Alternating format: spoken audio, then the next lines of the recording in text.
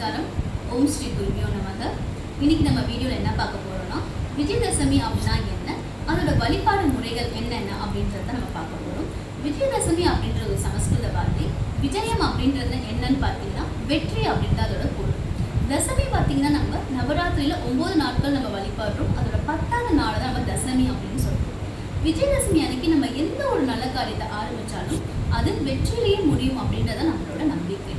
அதனால தான் குழந்தைகளுக்கு பார்த்தீங்கன்னா வித்யாரம்பம் அப்படின்றத ஆரம்பிப்பாங்க. வித்யாரம்பம்னா என்னது, நம்மளோட கல்வி ரீதியாக குழந்தைங்க எழுதுறது படிக்கிறத ஆரம்பிக்கிறாங்க இல்லையா, அந்த ஆரம்ப புள்ளி வந்து விஜயதசமி அன்னைக்கு நாளன்று நம்ம ஆரம்பித்தோம் அப்படின்னா அவங்களோட வளர்ச்சிக்கும் வெற்றிக்கும் அது உறுதுணையாக இருக்கும் அப்படின்ற ஒரு நம்பிக்கை தான். அது மட்டும் இல்லாமல் விஜயதசமி நாளன்று ஏதாவது ஒரு கலை சார்ந்து நம்ம ஏதாவது ஒரு வகுப்பில் நம்ம சேர்ந்து அதுலேயும் நம்ம வெற்றி பெறணும் அப்படின்றது நம்மளோட நம்பிக்கை. அதனால தான் விஜயதசமி அன்னைக்கு நம்ம கலை சார்ந்து ஏதாவது ஒரு வகுப்பில் நம்ம சேருவோம். இது ஒரு புராண கால நம்பிக்கைகளும் இருக்குது, கதைகளும் இருக்குது. அது என்னன்னு பார்த்தீங்கன்னா, மகிஷாசுரன் அப்படின்ற ஒரு அரக்கன் இருந்தான். அவன் பிரம்மர் கிட்ட ஒரு வரம் கேட்டிருப்பான். என்ன வரம் கேட்டிருப்பான்னா, எனக்கு அழிவே வரக்கூடாது அப்படின்ற ஒரு வரத்தை வந்து கேட்டிருப்பார். ஆனால் பிரம்மர் கொடுத்தாரான்னு கேட்டிங்கன்னா இல்லை. அதுக்கு பதிலாக மாற்றாக வேற ஒரு வரம் கேளு அப்படின்னு வந்து சொல்லியிருப்பார்.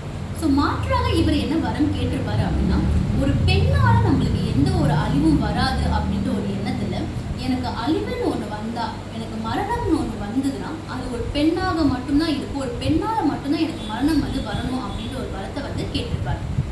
அதுக்கு பிரம்மர் என்ன பண்ணியிருப்பாருன்னா வரத்தை கொடுத்துருப்பார் அந்த வரத்துக்கு. ஸோ என்ன நடக்கும் அப்படின்னு பார்த்தீங்கன்னா, மகிஷாசுரனோட அட்டூழியம் பார்த்தீங்கன்னா ஒரு காலகட்டத்தில் தாங்க முடியாது. அப்போ என்ன பண்ணியிருப்பாங்கன்னா, தேவர்கள் எல்லாரும் திரிதேவி கிட்ட போயிட்டு, திரிதேவிகள் யாரு, 3 தேவிகள், சரஸ்வதி, துர்க்கை, லக்ஷ்மி, இவங்க கிட்ட போயிட்டு எங்களுக்கு எப்படியாவது இந்த அசுரனை வந்து நம்ம வதம் செய்யணும், அவனை அழிக்கணும் அப்படின்றத வந்து கேட்டிருப்பாங்க. இந்த 3 தேவிகளும் ஒன்று சேர்ந்து மகிஷாசுர மர்தினி அப்படின்னு ஒரு அவதாரம் எடுத்து 9 நாட்கள் போடிட்டு இருப்பாங்க. 9 நாட்கள் போடிட்டதை நம்ம நவராத்திரி அப்படின்றத நம்ம கொண்டாடிட்டு வந்துட்டு இருக்கோம். 9 நாட்கள் போடிட்டு 10வது நாள் என்ன பண்ணுறாங்கன்னா, அந்த அசுரன் வதம் செய்து வெற்றி பெறுறாங்க. அதுதான் நம்ம விஜயதசமி அப்படின்றது கொண்டாடிட்டு வந்துட்டு இருக்கோம். அது மட்டும் இல்லாமல் தசரா அப்படின்ற பேர்லையும் நம்ம கொண்டாடிட்டு வந்துட்டு இருக்கோம். இது வேறொரு புராணத்துலையும் நமக்கு என்ன சொல்லப்படுது அப்படின்னு பார்த்தீங்கன்னா, ராமாயணத்துல ராமர் ராவணத்தை வந்து பார்த்தீங்கன்னா வெற்றி பெற்ற நாளாகவும் இது கருதப்படுது.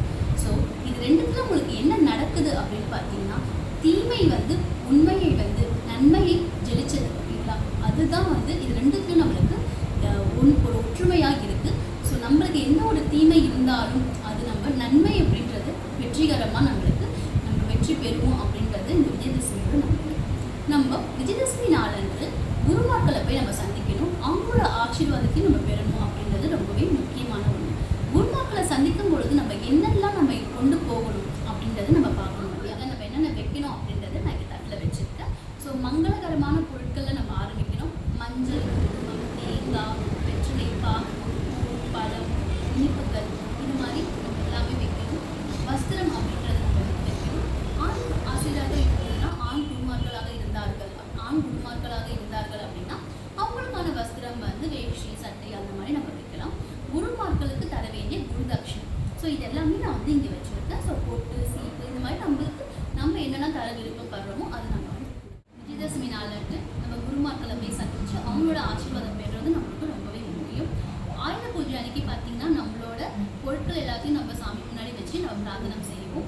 ஸோ நான் வந்து தட்டுக்களி, நக்குவாங்கம், சலங்கை இதெல்லாமே வச்சுருக்கேன். ஸோ புஸ்தகங்கள் இந்த மாதிரி நம்ம எல்லாமே வச்சுட்டு விஜயதசமி நாளன்று நம்ம அதை பயன்படுத்தணும். ஆயுத பூஜையில் நம்ம வந்து பூஜை பண்ணுவோம், விஜயதசமி நாளன்று நம்ம அதை பயன்படுத்தணும். இப்போ சலங்கை நம்ம வச்சுருக்கோம் அப்படின்னா சலங்கை என்ன பண்ணணும், விஜயதசமி நாளன்று நம்மளை கட்டி நம்ம குருமார்கள் முன்னாடி நம்ம நடனம் ஆட வேண்டும்.